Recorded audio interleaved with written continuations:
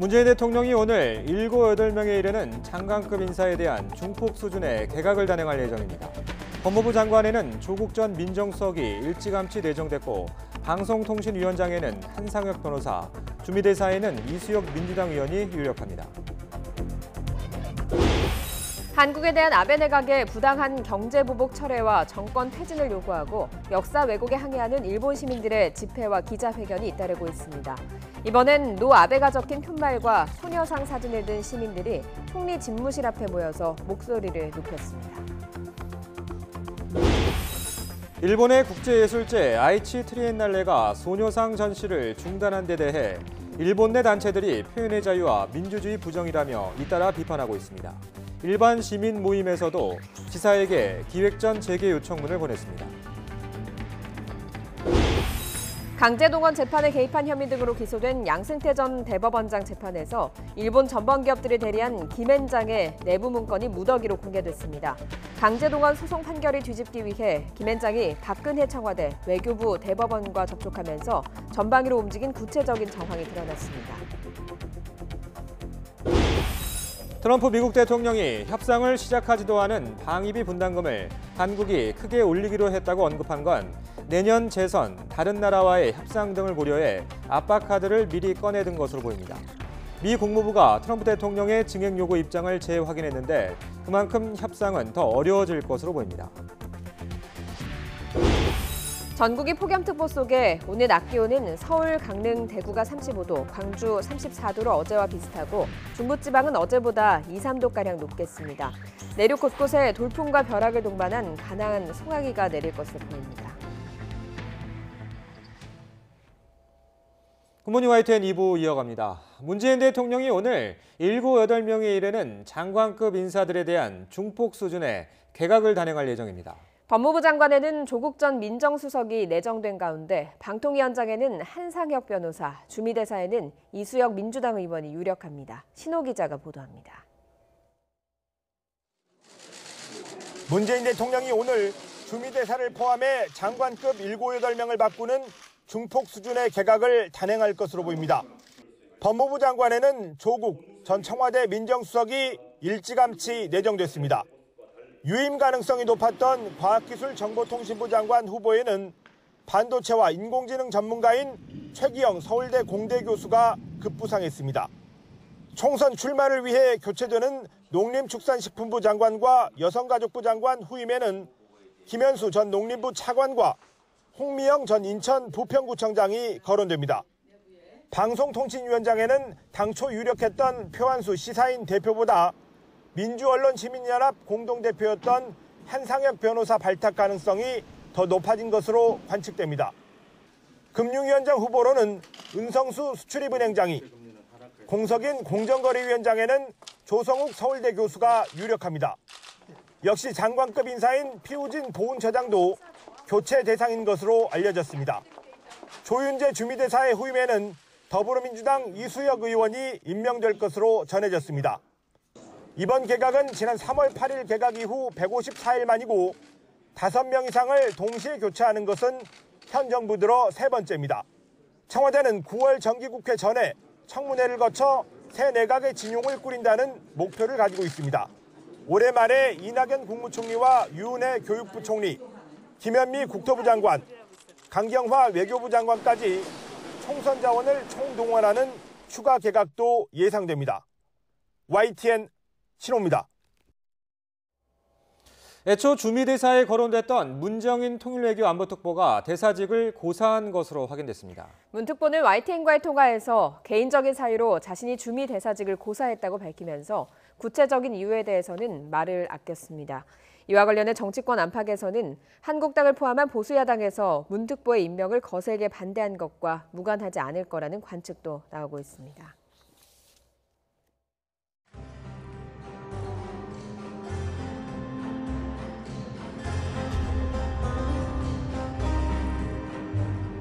법무장관 갑니다. 120% 갑니다. 제가 간다면 가요. 조국 수석이 법무부 장관으로 와서 진두지휘를 해야 된다. 당당히 나와서 이 개혁을 성공시키는 것이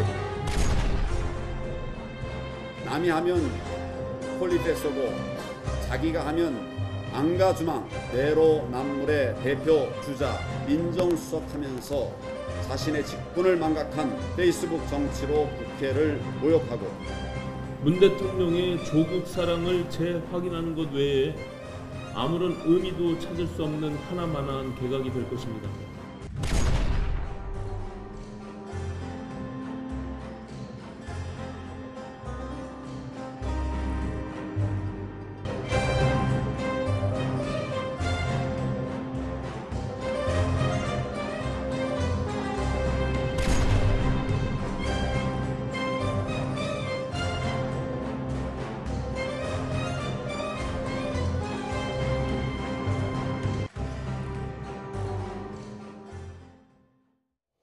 이 정부가 일본산 석탄재 폐기물에 대해 방사능과 중금속을 전수 검사하겠다고 공식 발표했습니다.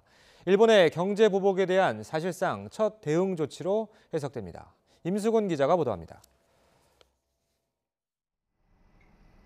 환경부가 오염 우려가 지속해서 제기되고 있는 수입 석탄재에 대해 수입 통관 시 환경안전 관리 절차를 강화할 계획이라고 밝혔습니다.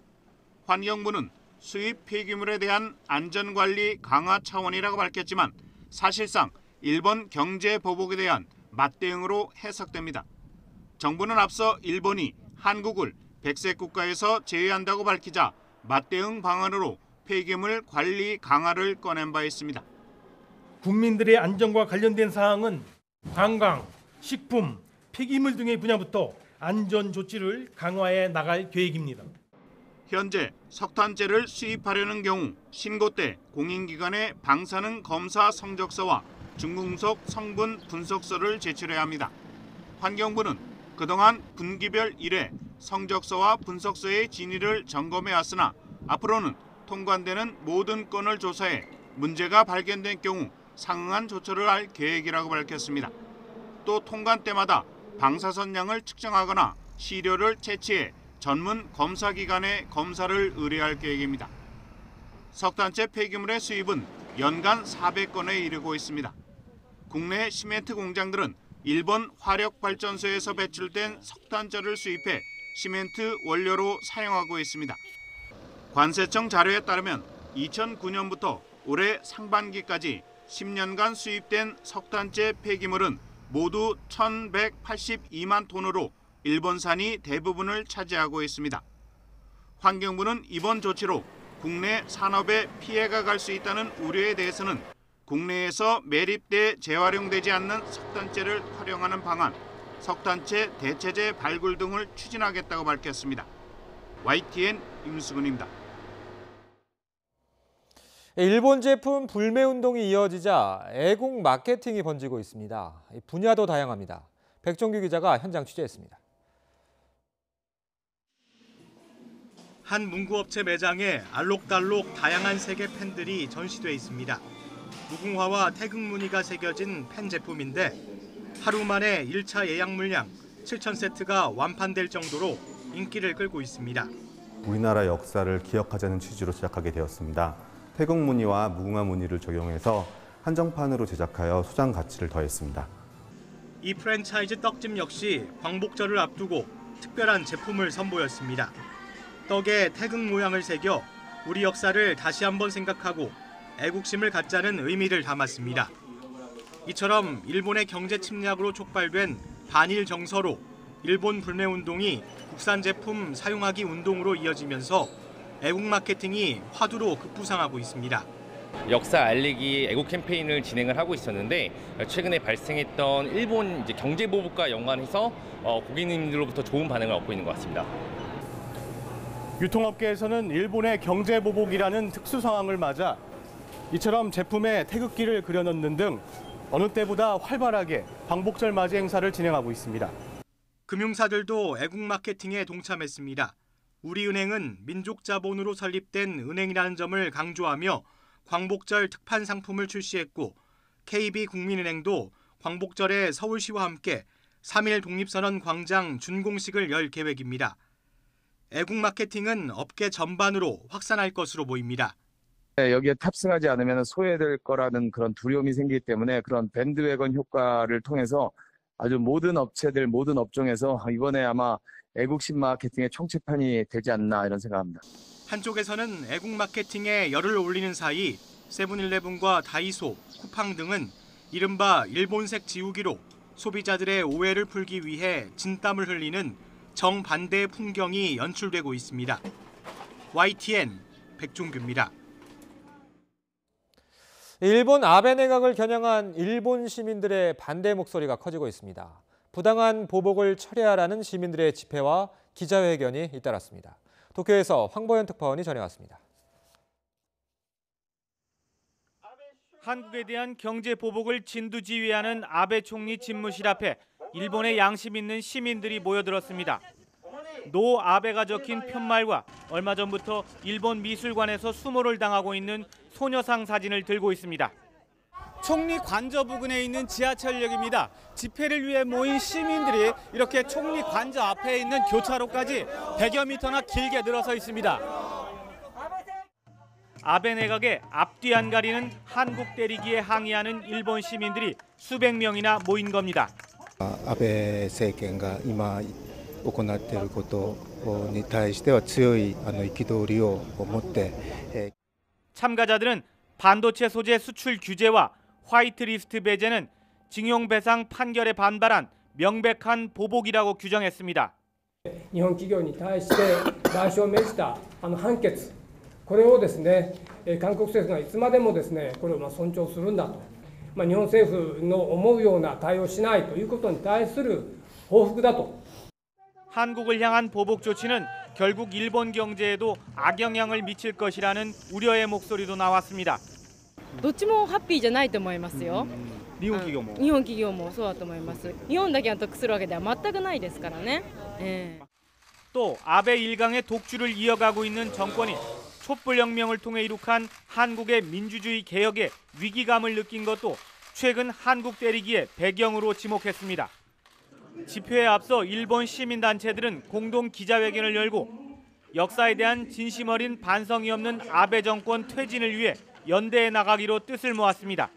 自民党の戦後のその教育政策によって歴史が本当に歪められてきている。これを何とかしなくちゃいけないと、ぜひ安倍政権は一刻も早く退陣してもらって。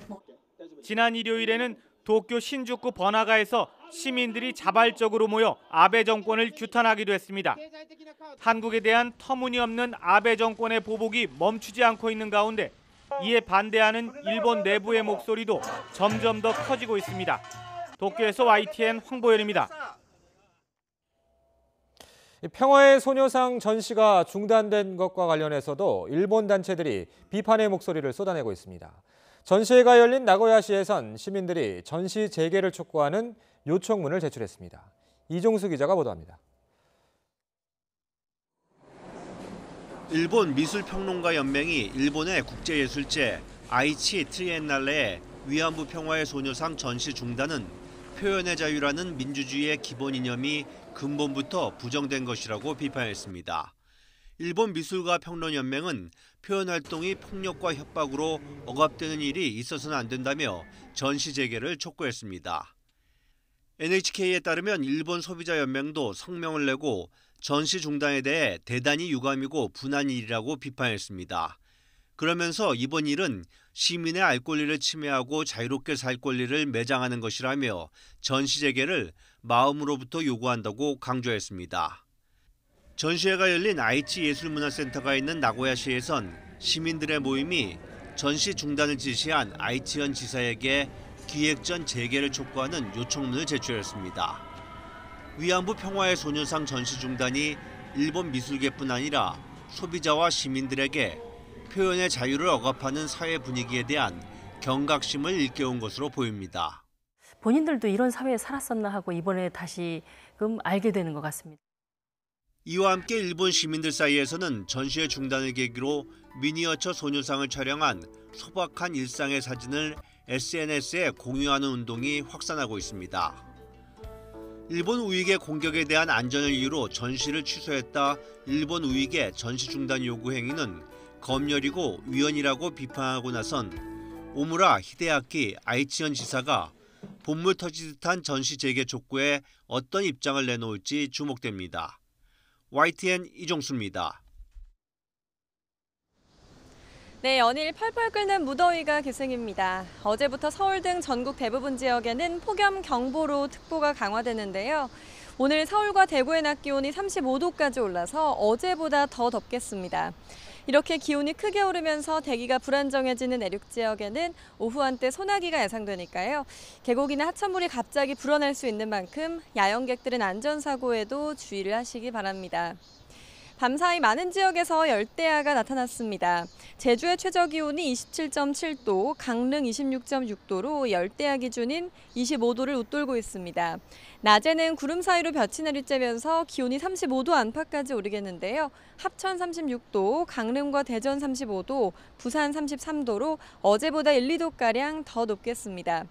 주말 동안 찜통더위는 절정에 달하겠습니다. 내일 서울 낮 기온이 37도까지 올라서 올 최고 기온을 경신하겠고요. 말복인 휴일에도 폭염 경보 수준인 35도를 유지하겠습니다. 심한 무더위는 다음 주 월요일 전국에 비가 내리면서 조금 누그러지겠습니다. 9호 태풍 렉기마는 중형급의 매우 강한 태풍으로 대만 동쪽 해상에서 북서진하고 있습니다. 내일 새벽 중국 푸저어 부근에 상륙한 뒤 중국 동해안을 따라 이동해 다음 주 초에는 산둥반도 부근까지 북상할 전망입니다. 태풍의 가장자리에서 유입되는 비구름의 영향으로 제주도는 주말 동안 비 소식이 있습니다. 내일 밤부터 모레 밤까지 10에서 40mm 정도가 내리겠습니다. 지금까지 상암동 야외 스튜디오에서 박현실입니다. 트럼프 미국 대통령이 아직 협상을 시작하지도 않은 방위비 분담금 증액을 언급했는데요. 이 발언이 협상 전략이란 분석입니다. 미국 측이 인상카드를 미리 꺼내든 만큼 이번 분담금 협상은 더 어려워질 것으로 보입니다. 한현희 기자가 보도합니다. 미국 우선주의를 앞세우는 트럼프 대통령은 동맹국들의 방위비 분담금 인상을 강조해왔습니다. 올해 분담금에 가서명한 지 이틀 만에 증액을 언급하기도 했습니다. But South Korea is costing us $5 billion a year, and they were paying about $500 million for $5 billion worth of protection, and we have to do better than that. So they've agreed to pay $500 million more, and over the years it'll start going up. 우리뿐만 아니라 미국 측 역시 아직 협상팀조차 구성되지 않았는데도 우리가 방위비 증액에 동의했다는 언급을 한 건 이번 협상의 대폭 인상 기조를 보여주기 위한 것으로 풀이됩니다. 특히나 내년 재선을 앞둔 만큼 트럼프 대통령으로선 이번 협상에 상당한 공을 들일 가능성이 크다는 분석입니다. 여기에 우리와의 협상이 앞으로 일본, 독일과 진행할 협상의 기준점이 될 수 있기 때문에 증액폭을 더 높이려 할 것으로 보입니다. 트럼프 행정부가 얼마를 요구할지는 미지수입니다. 트럼프 대통령이 직접 언급했던 50억 달러, 약 6조 원이나 미 언론에 보도된 주둔 비용 플러스 50% 기준을 적용한 3조 2천억 원, 또는 올해 분담금 1조 389억 원의 2배 이상 등이 미국이 제시할 수치로 거론되고 있습니다. 현 단계에서 특정한 액수가 중요한 것이 아니라 소요에 따른 증액이 있다면 일본과 같이 항목별로 전환해서 구체적으로 어느 부분에 얼마가 쓰이는지 투명성을 증진시키는 것이 필요하다고 봅니다. 일각에서는 트럼프 대통령이 방위비 분담금 협상을 지소미아 유지와 호르무즈 파병의 지렛대로 삼으려는 의도가 있다는 해석도 나오는 가운데 우리 정부가 어떻게 합리적인 수준에서 협상을 이뤄낼지 주목됩니다. YTN 한현입니다. 미 국무부는 방위비 분담금 문제에 대해 동맹들이 더 부담하길 원한다는 트럼프 대통령의 증액 요구 입장을 재확인했습니다. 모건 오테이거스 국무부 대변인은 브리핑에서 한국이 훨씬 더 많이 내기로 합의했다는 트럼프 대통령의 언급에 대한 질문에 이는 대통령이 믿을 수 없을 정도로 명명백백하게 해온 이슈 가운데 하나라고 밝혔습니다. 이어 대통령의 입장에는 애매모호함이 없고 동맹국들이 더 기여하길 원한다고 말했다면서 분담금 인상 입장을 재확인했습니다. 취임 이후 처음 방한한 마크 에스퍼 미 국방장관이 오늘 정경두 국방부 장관과 만나서 공식 회담을 합니다. 방위비 분담금 협상 외에도 난제가 많습니다. 강정규 기자입니다. 미국 펜타곤의 주인이 바뀐 뒤 처음 마주 앉는 한미 양측. 먼저 후반기 연합연습의 명칭과 구체적인 일정을 확정할 방침입니다. 자연스레 전시작전권 전환 문제나 북한의 미사일 발사 등에 대한 논의도 이루어질 전망입니다. 한반도 비핵화 및 항구적 평화 정착을 위한 정책 공조, 조건에 기초한 전자권 전환 등 한미 동맹의 주요 현안에 대해서 논의할 예정입니다. 체결 3년 만에 존폐의 기로에 놓인 한일 군사정보협정 연장 여부도 주요 의제입니다. 에스퍼 장관은 한미일 삼각공조의 중요성을 강조하면서 우리 측의 협정 유지를 당부할 것으로 보입니다. 앞서 이와야 다케시 일본 방위상과의 회담에서 나온 호르무즈 해협 파병 요구도 공식화될 가능성이 높습니다. 최대 난제로 떠오른 건 중거리 미사일의 아시아 배치 문제입니다. Yes, I would like to, but let's be clear. I'm talking about conventional weapons. Yeah, INF range, right? Exactly. 에스퍼 장관에 이어 존 볼턴 백악관 국가안보보좌관이 우리나라와 일본을 구체적으로 언급하면서 중국과 러시아의 강력한 반발을 사고 있습니다. 이런 수두룩한 난제들이 방위비 분담금 협상과도 맞물려 있어서 이번 한미 국방장관 회담에 이목이 쏠리고 있습니다. YTN 강정규입니다. 북한이 우리의 국회격인 최고인민회의를 오는 29일에 연다고 조선중앙통신이 오늘 보도했습니다. 북한은 1년에 한두 차례 최고인민회의 정기회의를 개최하지만 주로 한 번에 그치고 두 차례 회의를 여는 건 이례적입니다. 앞서 지난 4월 11일과 10일 평양에서 열린 최고인민회의 제14기 1차 회의에서는 국무위원회와 내각 인사를 통해 김정은 2기 정권이 출범했고 올해 국가 예산도 심의 의결했습니다. 강제동원 재판에 개입한 혐의 등으로 기소된 양승태 전 대법원장 재판에서 일본 전범기업을 대리한 김앤장의 내부 문건이 무더기로 공개됐습니다. 강제동원 소송 판결을 뒤집기 위해서 김앤장이 청와대와 외교부, 대법원과 접촉하면서 전방위로 움직인 구체적인 정황이 드러났습니다. 강희경 기자입니다. 지난 2012년 대법원이 강제동원 피해자 승소 취지의 파기환송 판결을 내린 뒤 전범기업 측을 대리한 김앤장은 재상고심 대응팀을 꾸립니다. 한 번 내려진 대법원 판결은 번복이 쉽지 않은 만큼 비공식적으로 정부와 사법부의 힘을 빌려 결과를 뒤집기 위한 전략을 세운 겁니다. 김앤장이 전범기업 측과 통화한 내용에서 이 같은 계획이 일부 드러났는데 고객 반응이라는 제목의 김앤장 문건에는 대법원의 심사숙고로 재상고심 전망이 어둡지만은 않다고 돼 있습니다. 또 외교부 등을 통해 대법원을 설득할 필요가 있고 그런 시기가 무르익었다고도 전했습니다. 한일 관계 악화를 우려한 박근혜 정부 청와대와 외교부, 그리고 상고법원 도입 등을 위해 정부 도움이 필요했던 양승태 사법부의 이해관계도 맞아떨어졌습니다. 김앤장 한상호 변호사는 임종원 전 법원행정처 차장으로부터 판결 번복을 위해 전원합의체에 회부하겠다는 방침과 함께 외교부 의견서가 필요하니 전범기업 측에서 요청서를 제출하라는 제안을 받았습니다. 한 변호사는 이미 전원합의체 회부에 공감을 표시한 양 전 대법원장에게 이 같은 상황을 보고하면서 재판 관련 대책을 논의했습니다. 김앤장 소속인 유명환 전 외교부 장관은 외교부가 의견서 제출을 주저하자 당시 곽병훈 법무비서관에게 청와대가 중심을 잡아달라고 요구했습니다.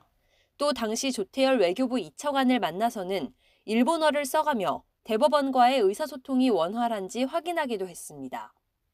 이 같은 내용은 모두 검찰이 양승태 전 대법원장 재판에서 공개한 김앤장 내부 문건들을 통해 드러났습니다. 검찰은 증인으로 출석한 한 변호사를 상대로 전범 기업에 흘러간 정보를 추궁하려 했습니다. 하지만 한 변호사는 진실을 밝히는 대신 고객의 비밀을 지켜주기로 했고 결국 전범 기업과 관련된 모든 증언을 거부했습니다. YTN 강희경입니다.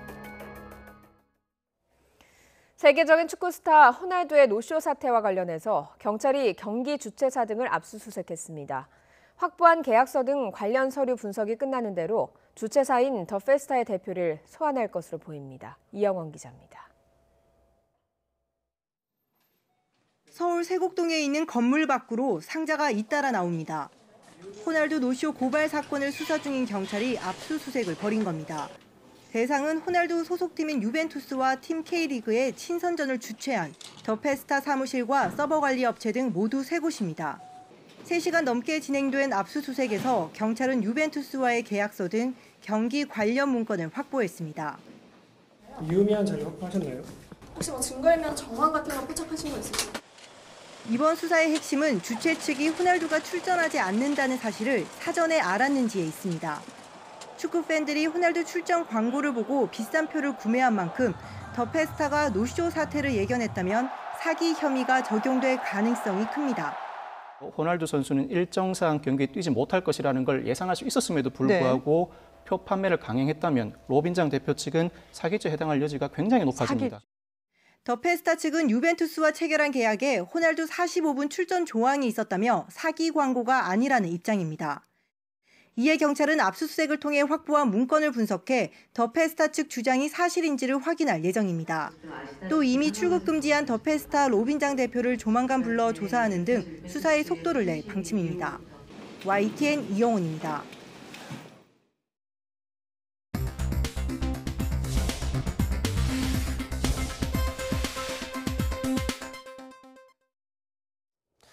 이 시각 보도국입니다. 교회 신도 여러 명을 상습적으로 성폭행한 혐의로 항소심에서 징역 16년을 선고받은 이재록 만민중앙선결교회 목사의 상고심 판결이 오늘 내려집니다. 대법원은 오늘 오전 11시 상습 준강간 등의 혐의로 기소된 이 목사의 상고심 판결을 선고합니다.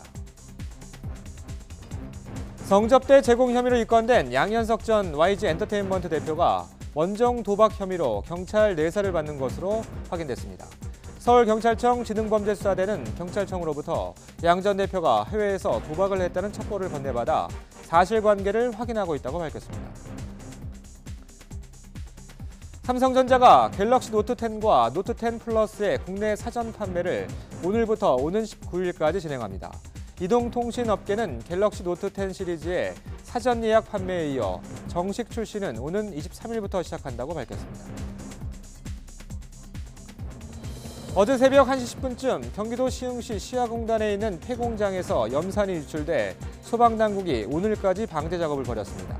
염산 농도는 허용 기준치인 EPPM의 2배가 넘는 것으로 알려졌고 유출량은 정확히 확인되지 않았습니다. 이 시각 보도국이었습니다.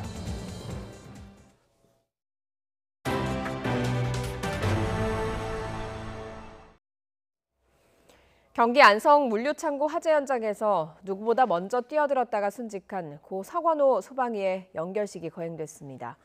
보관 중이던 화학물질이 무더위에 달아올라서 폭발하면서 불이 났다는 잠정 결론도 나왔습니다. 김다영 기자입니다.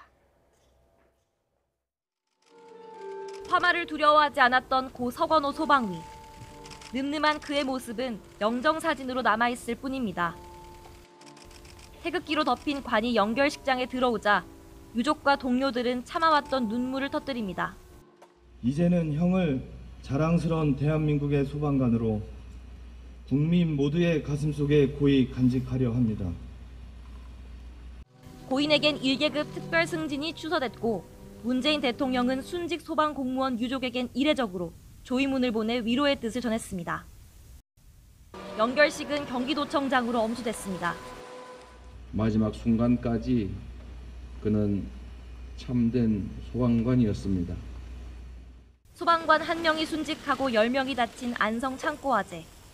경찰과 소방당국은 창고 안에 보관 중이던 위험물질이 터지면서 불이 시작된 것으로 보고 있습니다. 무더위가 기승을 부리면서 스스로 연소할 수 있는 오류물질이 폭발해 불이 났다는 겁니다. 오류 위험물이라는 자기 반응성 물질이기 때문에 온도 조절이나 그런 관리가 되게 좀 필요한 위험물들인데 하지만 업체 관계자는 경찰 조사에서 화학 물질을 보관해 놓긴 했지만 에어컨을 가동해 적정 온도를 맞춰놨다고 진술한 것으로 알려졌습니다. 에어컨 틀었다고 진술할 수 있죠, 그 사람들이요.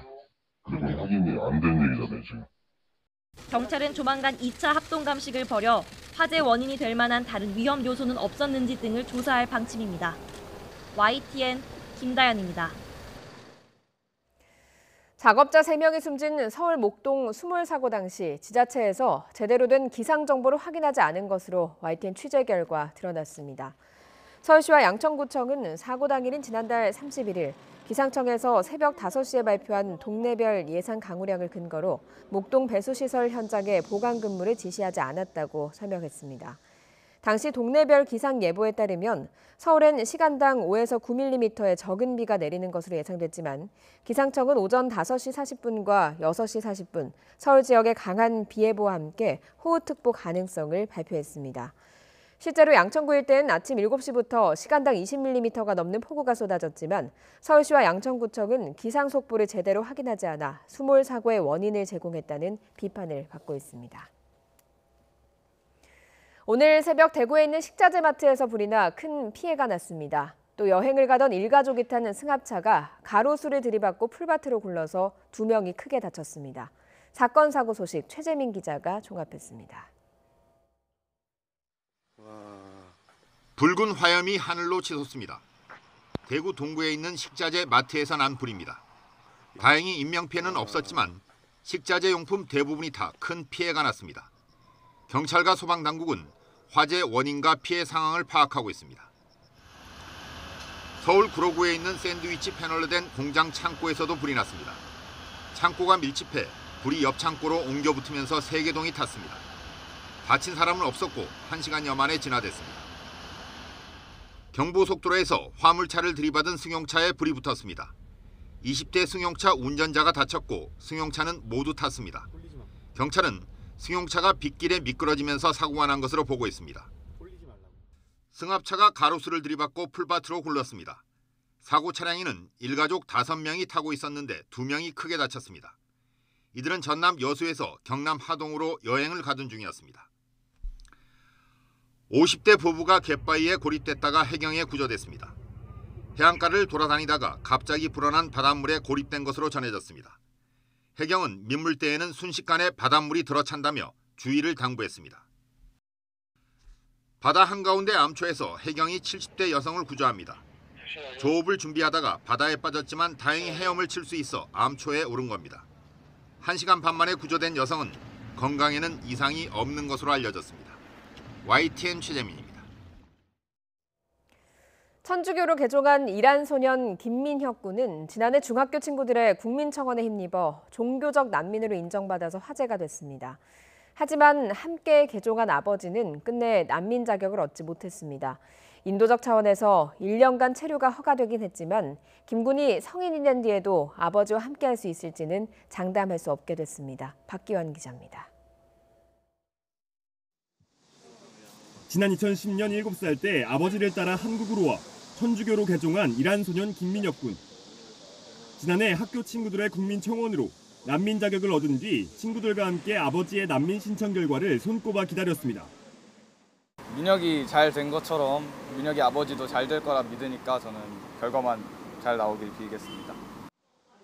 하지만 이번에도 아버지의 난민 신청은 받아들여지지 않았습니다. 서울 출입국 외국인청은 김 군 아버지의 주장이 박해를 받게 될 것이라는 충분히 근거 있는 공포에 해당하지 않는다고 판단했습니다. 적극적인 신앙생활을 하지 않아 본국으로 돌아간다고 해도 종교적 박해의 여지가 적다고 본 겁니다. 아버님께서는 최종적으로 난민 불인정 결정을 받았습니다. 분명히 난민 인정 사유가 있는데 난민 불인정 사유가 된 것에 대해서 납득하지 못하고 다만 미성년자 자녀를 양육한다는 점을 고려해 1년짜리 인도적 체류가 허가됐습니다. 인도적 체류자는 법무부 장관 허가 없이는 취업 활동이 제한되고 그나마도 기간이 1년으로 제한돼 매년 갱신해야 합니다.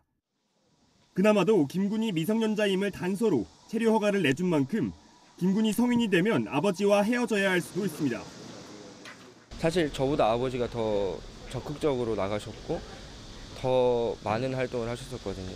그럼 저와 아빠가 있을 시간 단 3년밖에 없다는 얘기니까 저는 납득이에요.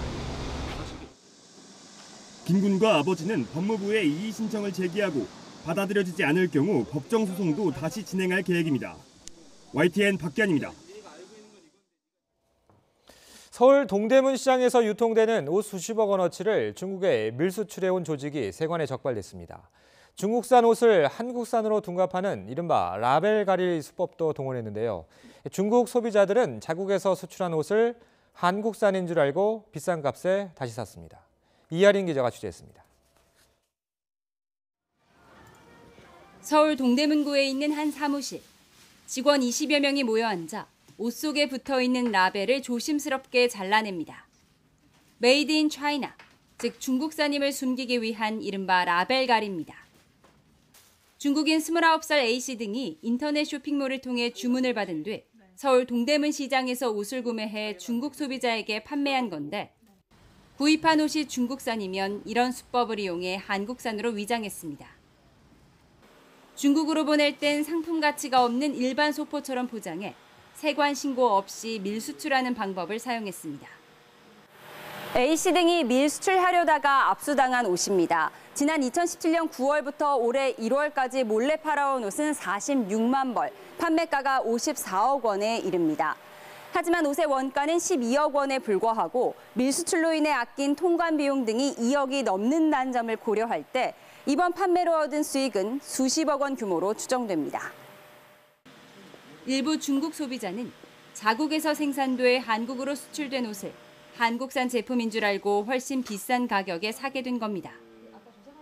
서울세관은 상품 가치가 없는 품목을 해외로 보낼 때 간이 목록만 제출하고 별도의 세부 신고는 하지 않아도 되는 정부의 수출 지원책을 악용한 것으로 보고 A씨 등 4명을 입건해 검찰에 고발했습니다. 신속 통관이 우선이기 때문에 간이 수출 신고 제도나 또는 검사 비율을 낮추는 방법으로 신속 통관을 해주고 있습니다. 이번 건 같은 경우에는 이런 점을 악용해서 상품 가치를 0으로 표시를 하고 미수출을 하였던 건입니다. 관세청은 앞으로 검사율을 높이는 방안 등을 통해 밀수출 행위를 적발하고 오는 10월까지 봉제 공장과 공항, 물류센터 등에서 수출입 의류의 원산지 허위 표시에 대한 특별 단속도 추진할 방침입니다. YTN 이하린입니다. SNS 계정에서 물건을 파는 개인이나 업체들이 기본적인 소비자 권리 보장은 등한시한 것으로 나타났습니다.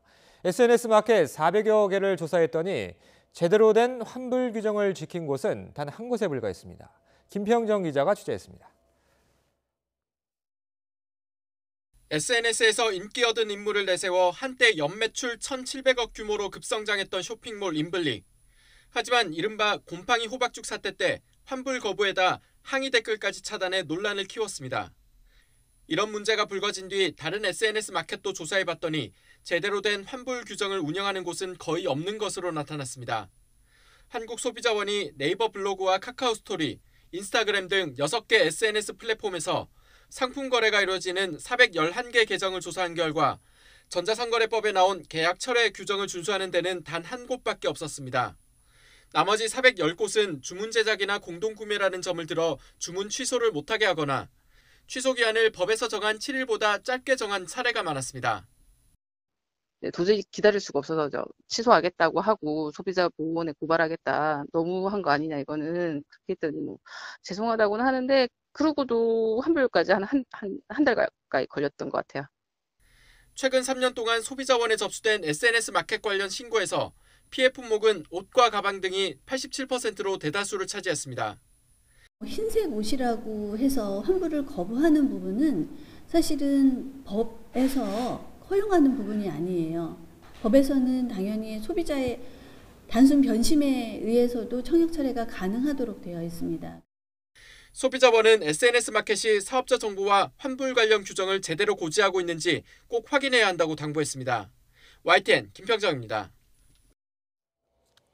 우리나라는 세계에서 4번째로 섬이 많은 나라입니다. 중요한 자원인 섬의 가치를 널리 알리기 위해서 섬의 날이 국가 기념일이 됐는데요. 기념 행사가 열리고 있습니다. 나연호 기자가 다녀왔습니다. 오랜 세월 전해져 내려온 섬 지역만의 풍물놀이가 행사 시작을 알립니다.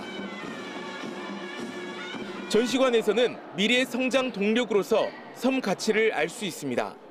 자치단체 부스마다 자신의 섬 관광 자원과 특산품을 홍보하느라 열을 올립니다. 입장객을 끌어모으려 재밌는 체험 활동도 선보이고 선물까지 줍니다. 인상적이었던 거는 많은 섬들도 각양각색의 특산품을 다 가지고 있다는 게 되게 놀라웠고요. 그리고 더욱더 놀라웠던 게 그 섬이 3,400개 정도 있다 해서 더 놀랐습니다. 올해 국가기념일로 지정된 섬의 날. 섬 모양과 비슷하면서도 옆으로 누이면 무한대를 상징하는 기호가 되는 숫자를 따서 8월 8일로 정했습니다. 우리나라 전체 섬 가운데 2,000개 이상이 몰려있는 전남에서 첫 행사가 열렸습니다.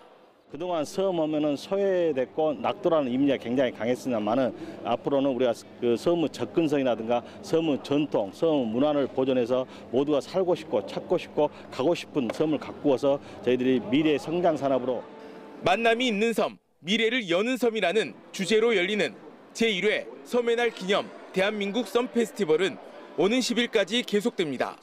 YTN 나연호입니다. 올해 LPGA 메이저 대회에서 2승을 거두며 여자 골프 세계 랭킹 1위에 오른 고진영 선수가 모처럼 국내 팬들을 만납니다. 고진영은 오늘 개막하는 KLPGA 투어 제주 상다수 마스터스에 출전해 국내 대회 통산 10번째 우승에 도전합니다. KLPGA 투어 하반기에 문을 여는 이번 대회에는 전반기에만 4승을 거둔 상금 선두 최혜진과 대상 포인트 선두 조정민 등 국내파들도 우승 경쟁에 나섭니다.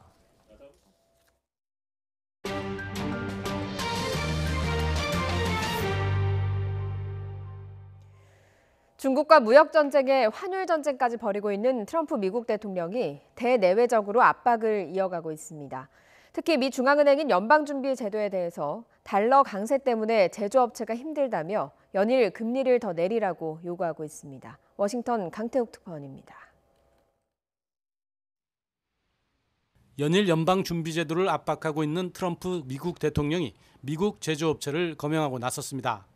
중장비 업체 캐터필러, 항공사 보잉, 농기계 회사 존 디어 등을 언급했습니다. 훌륭한 기업들이지만 최근 달러와 강세가 공평한 경기장에서 경쟁하는 것을 어렵게 만든다는 겁니다. 연준의 높은 금리 수준이 다른 나라들에 비해 달러 강세를 유지하고 있다는 설명입니다. 그런 만큼 연준에 대해 상당 수준의 금리 인하를 거듭 요구했습니다. The Fed moved, in my opinion, far too early and far too severely. It puts me at a somewhat of a disadvantage. Fortunately, I've made the economy so strong that nothing's going to stop us. But the Fed could have made it a lot easier.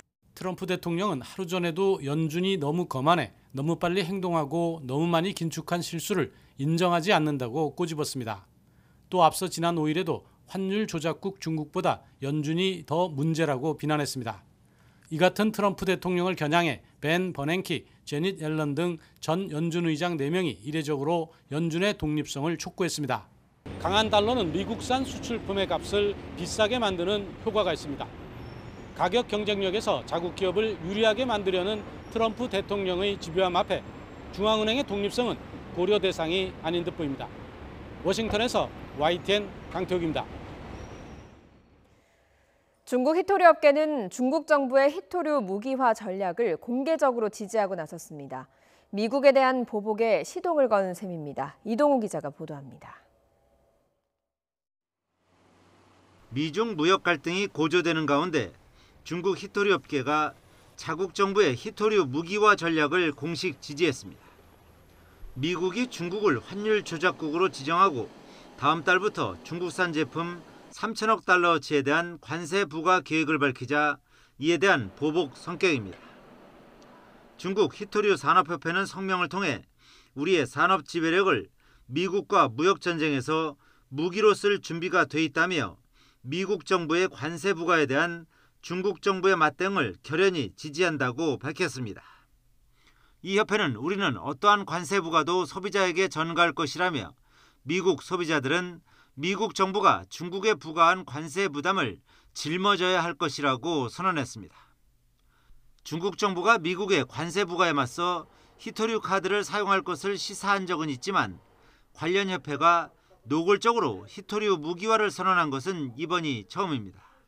자석, 모터, TV, 스마트폰 등 산업계 전반은 물론 레이더 등 국방 시스템 장비에도 필수적인 원재료입니다.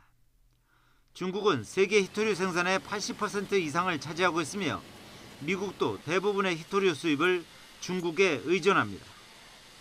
한편 미국 정부의 제재로 무역 전쟁의 최대 이슈 가운데 하나로 떠오른 화웨이는 기술 자립을 위한 인재 영입을 선언했습니다.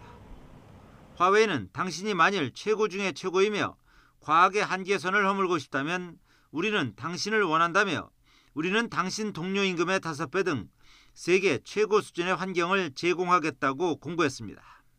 이러한 화웨이의 인재 영입 노력에는 미국 정부의 강력한 제재에 맞선 기술 자립 의지가 담긴 것으로 풀이됩니다. YTN 이동호입니다.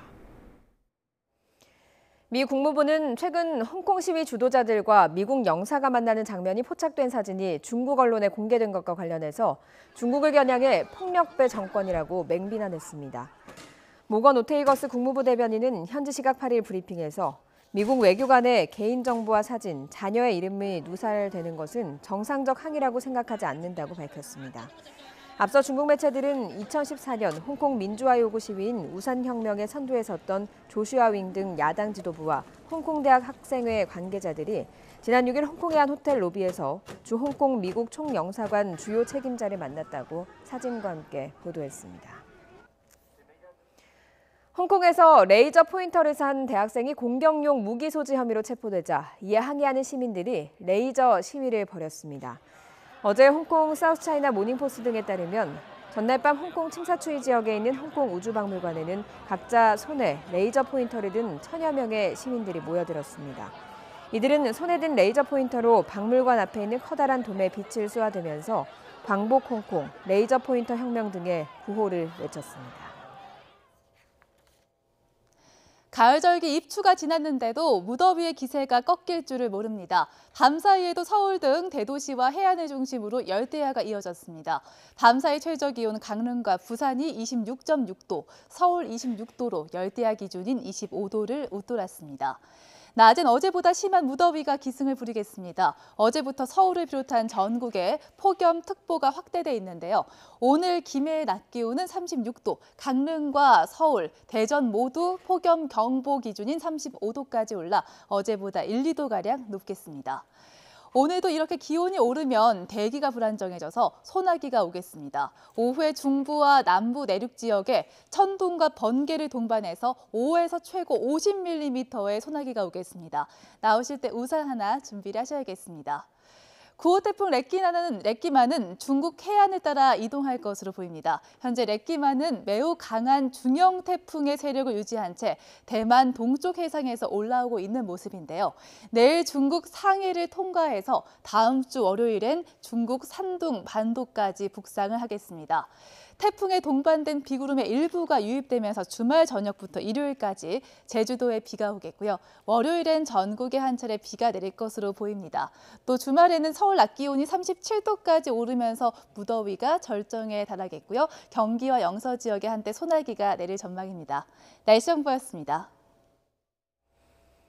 금요일 굿모닝 YTN 여기서 마치겠습니다. 내일 아침에 뵙겠습니다. 고맙습니다.